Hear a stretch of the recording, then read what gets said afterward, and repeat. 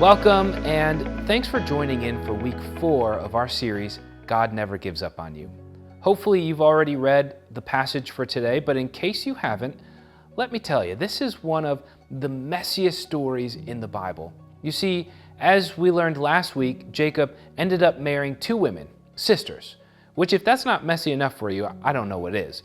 But it gets worse.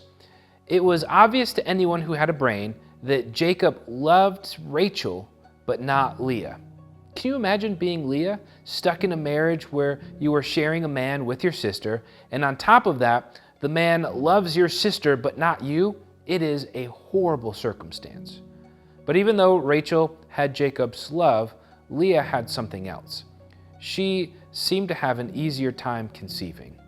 And not just conceiving any children, but boys, which in the time of Jacob was one of the most important things to any family unit. In fact, if you couldn't bear children, or sons specifically, that could be grounds for divorce.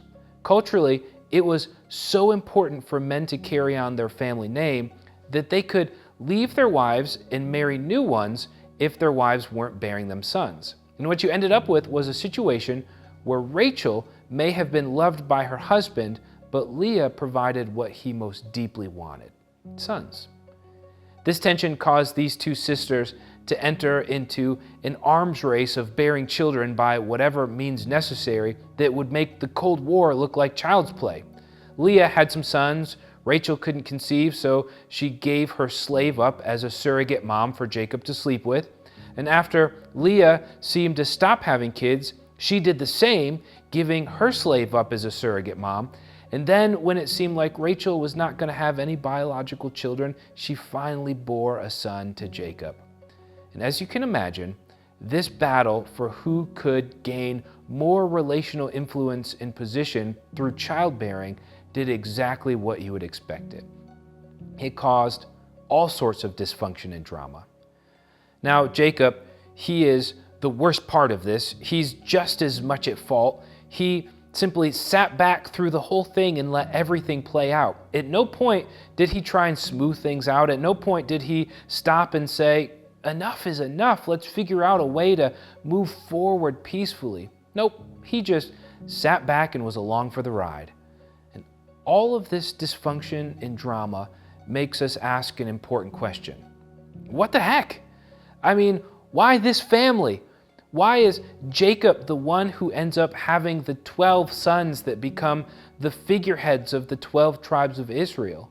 Why would Jacob end up being the father of Joseph, who wouldn't just save the rest of his brothers, but would save much of the known world from famine?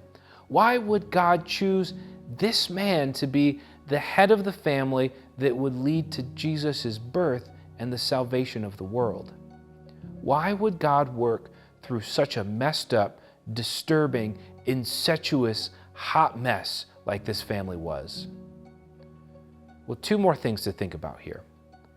First, this story is meant to give us hope. You see, this family plays a key role in the salvation of the world because Jacob becomes the father of Judah, and out of the lineage of Judah comes none other than Jesus.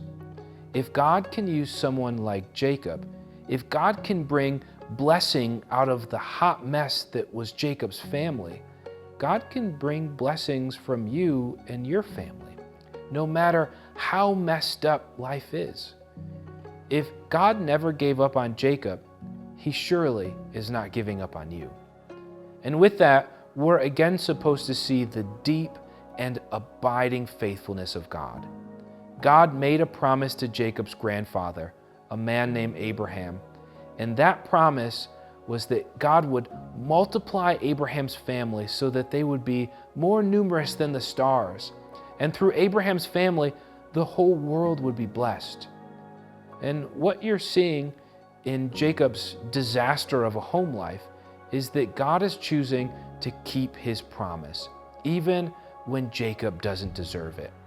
God's faithfulness is more about his character than it is about ours. So remember, If God doesn't give up on Jacob and Jacob's family, He's not going to give up on yours either.